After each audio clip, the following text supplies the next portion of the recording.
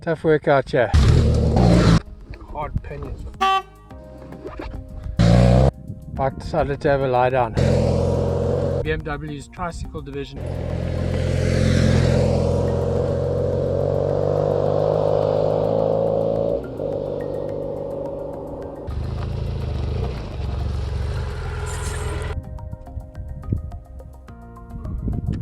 BMW F800GS. Get it out to go places. Is it as the naysayers say it is? Yes and no, but yes and no. Let me explain. It's almost like the BMW engineers, when they designed this first version, started at the back and the ground, started working their way forwards, and they got to about 3/4 of the way designing the bike, and then they decided to go take a break, and BMW's tricycle division decided to come and finish the front end, because quite honestly the steering geometry on the front end is horrendous. I know it's a 21-inch wheel, but I've ridden plenty of other adventure bikes with 21-inch wheels that do not want to throw you off at every chance possible. The front end just wants to fall in all the time.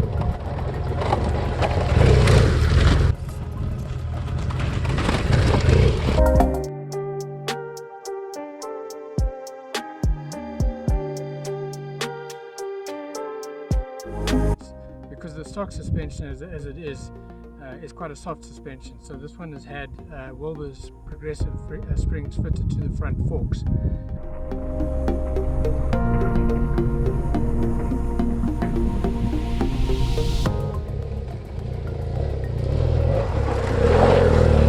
Why is it not a crap bike? Because it's got an awesome engine. You can sit on it at 120 kilometers an hour all day long.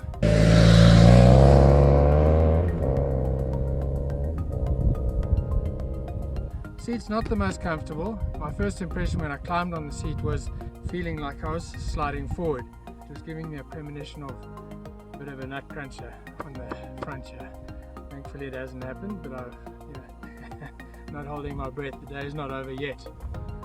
Anyway, this bike, still good value as a second-hand bike for someone who's going to be using it primarily on road. I think a lot of BMW drivers are those people. They'll very occasionally go onto gravel. Nothing wrong with this bike. If you're going to start doing more technical stuff, you either want a different bike or you want to be a more experienced rider. This bike is fitted with TKC 80 Continentals on the front and I think Metzler Carews on the back. Great tyres, great 50/50 tyres.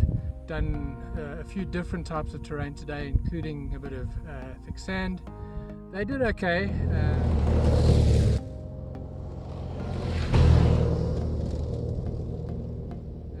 But I'd far rather ride the SWM on thick sand than this bike. It's a lot heavier, and as I say, with a twitchy front end, not a great deal of fun. Obviously, put your weight further back on the sand and you float a lot more over it.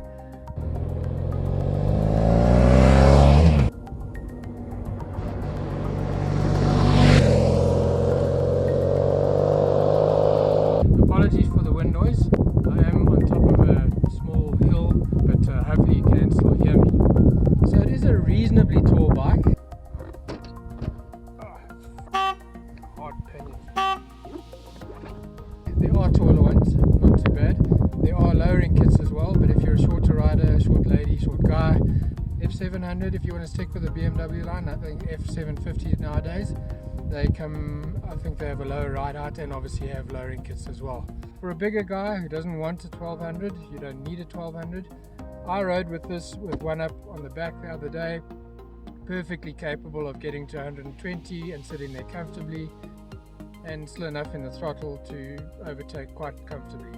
I'm not the biggest guy around, so not really putting the bike through its weight paces, but yeah. Quick walk around, starting at the front end. Twin discs, twin Brembo discs, good stopping power. Just don't pull too hard on on the dirty stuff, because the wheel will want to fold in behind you. got the distinctive beak.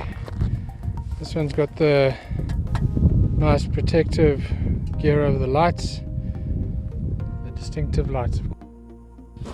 Looking at the dash,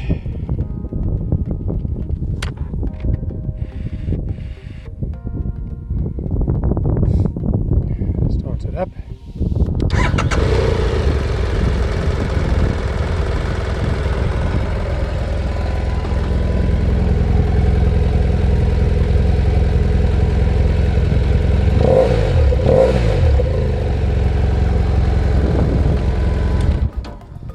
Personally, I quite like that note.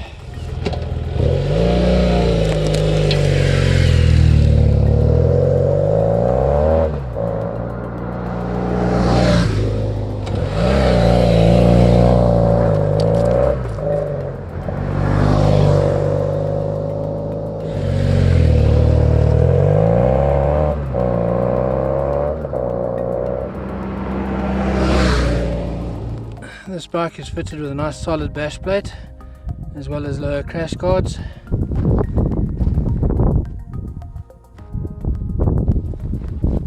As standard, it doesn't seem to come with a luggage rack of any sort, but you can add those aftermarket.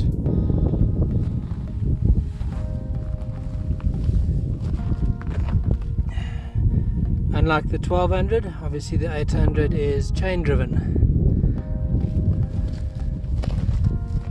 Comes fitted with off-road pegs, very nice, work well enough. The tank on these models runs under the seat as opposed to up here where most other bikes have them, and I believe the 850GS now has it back here as well. The ABS is switchable over there, and you have your info button to scroll through your menu, which basically just gives you your estimated mileage remaining, your outside temperature and so on. Doesn't actually do much. On this side, grip warmers. Oh, an interesting one.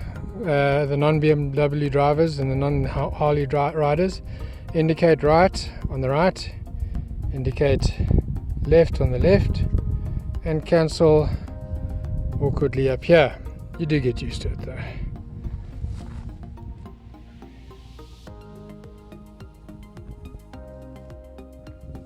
What else can I say about this bike? I don't want one. I really don't. I know there's a lot of people that are die-hard fans of these bikes. I sincerely hope the F850GS is better than this one. I've ridden most of the other adventure bikes in that sort of class, including the Triumph 800 XCX, the Africa Twin, both the previous model and the new 2020 model. None of those bikes have that twitchy front end to the extent that this bike has. It does have heated grips, so again, like I say, as a touring bike for the occasional gravel ride, no problem. Not my cup of tea though.